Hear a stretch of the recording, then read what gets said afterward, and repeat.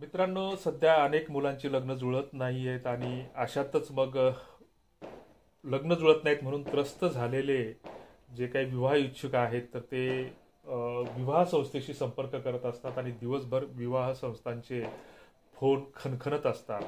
आम्हाला मराठा लग्न अक्षदाकडे दिवसभर 15 ते 20 फोन महाराष्ट्रभरातून येत असतात आणि एखादी गरीब घरची मुलगी सुचवा किंवा एखादी अनाथ आश्रमातील मुलगी सुचवा किंवा आमचे व्हिडिओ पाहून अनेकांचे फोन येत असतात आणि एखादी घटस्फोटित मुलगी असली तरी चालेल. आणि ही परिस्थिती जी काही निर्माण झालेली आहे तर ही परिस्थिती दिवसेंदिवस अधिक भयावह होत आहे. आणि याकडे मग ना समाज धोरणांचं लक्ष आहे ना सरकारचं लक्ष आहे. दिवसांदिवस ही परिस्थिती अधिकाधिक गंभीर बनत आहे आणि यातून लोकांच्या फसवणुकी होण्याचं प्रमाण खूप मोठ्या प्रमाणामध्ये वाढलेलं आहे. आणि ही गोष्ट सरकारला सुद्धा माहीत आहे की विवाहाच्या माध्यमातून अलीकडे खूप मोठ्या प्रमाणामध्ये फसवणुकीची करणारे रॅकेट सक्रिय झाले आहेत. मात्र यावर उपाययोजना करण्याऐवजी सरकार आपल्याच कामामध्ये व्यस्त आहे. तरुणांच्या बेरोजगारीकडे लक्ष द्यायला सरकारकडे वेळ नाही किंवा तरुणांची लग्न जुळत नाहीत म्हणून त्याच्यासाठी सरकारकडे वेळ नाही. आणि सरकारचं लक्ष वेधण्यासाठी तरुणांनी याआधी अनेक माध्यमातून सरकारचं लक्ष वेधलेलं आहे. मग वेगवेगळ्या प्रकारची आंदोलनं केली. कोणी घोड्यावर चढून कलेक्टरच्या दरबारामध्ये वरात नेली, कोणी ढोलताशासह वरात नेली आणि लग्नासाठी मुलगी द्या म्हणून टाहो फोडला. ही नेमकी परिस्थिती का निर्माण झाली याच्या पाठीमागे वेगवेगळी कारणं असू शकतात. केवळ मुलांची आणि मुलींच्या संख्येमध्ये तफावत आहे हे कारण गृहीत धरून चालणार आहे. अशातच मग ज्या मुलांची लग्न होत नाहीत किंवा अजूनही जी काही गरिबीमध्ये किंवा ज्यांच्याकडे कमी क्षेत्र आहे जमिनीचं तर अशा मुलांची लग्न जुळत नाहीत.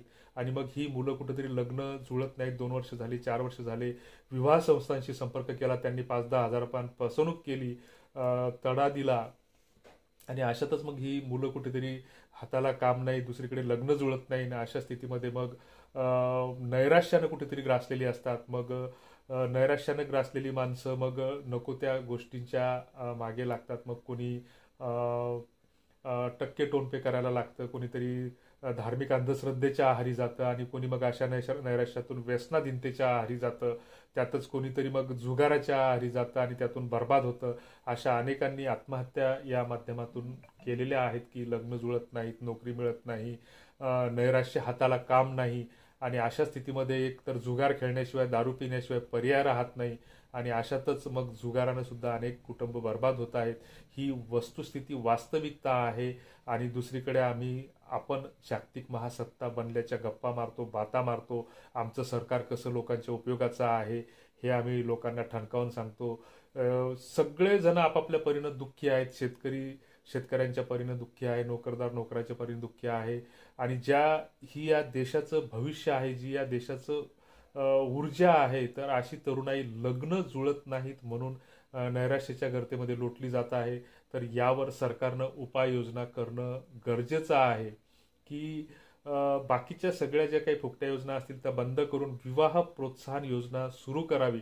म्हणजे एखाद्या तरुणाला नोकरी जरी मिळत नसेल आणि एखादा बेकार तरुण असेल ज्याच्याकडे शेती नाही किंवा कमी शेती आहे किंवा शेतकरी मुलाशी लग्न करणाऱ्या मुलीच्या खात्यावर 10 ते 20 लाख रुपये जर सरकारने जमा केले आणि त्या वाजावर जर त्यांचा निर्वाह चालला तर अशा प्रोत्साहन योजना जर सरकारने काही विचार करून सुरू केल्या तर यातून लग्न जुळण्यास नक्कीच मदत होईल. सरकारने जे काही आलतू फालतू योजना याच्या आधी राबवल्या आणि अजूनही बऱ्याच अशा योजना आहेत की ज्याचा समाजाला काही उपयोग नाही. मात्र ज्या गोष्टींची गरज आहे त्या गोष्टींकडे सरकारने लक्ष पुरवलं पाहिजे असं आम्हाला वाटतं. तुम्हाला काय वाटतं ते कॉमेंट बॉक्समध्ये कळवा. तुर्तास धन्यवाद. जय जिजाऊ.